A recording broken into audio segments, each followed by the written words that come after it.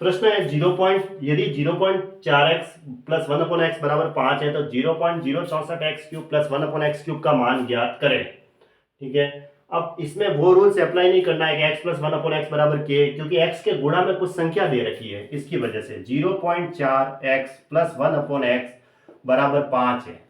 तो हमें दोनों का क्या करना है इस तरफ, क्योंकि हमें यहाँ 0.64x³ चाहिए तो दोनों तरफ क्यूब करना पड़ेगा, और यहाँ नीचे भी क्यूब है तो दोनों तरफ क्यूब कर दो ऐसे घन करने पर।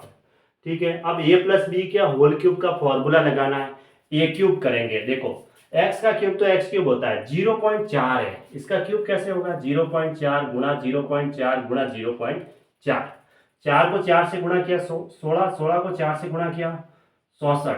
अब देखो दशमलव कितने अंक के बाद लगेगा, एक अंक, दो अंक ये हो गए, एक ये था, दो हो गए, और एक ये 3 अंक के बाद, तो 2 अंक तो है ऑलरेडी और एक जीरो लगाना है, फिर ऐसे दशमलव लगाना है।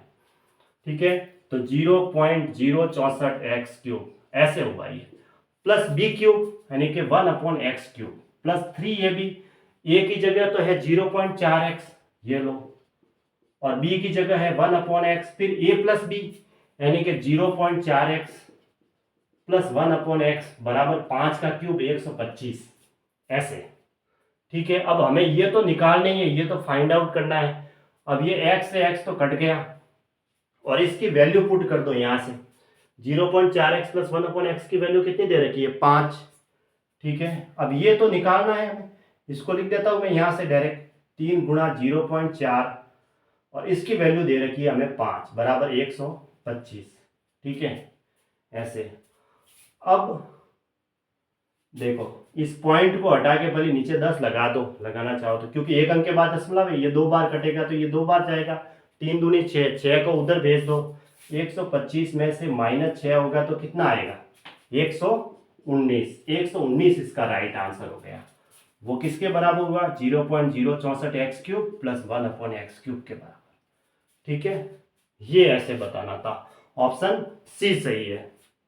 अब यदि x plus y plus z बराबर 0 है तो इसकी वैल्यू बतानी है।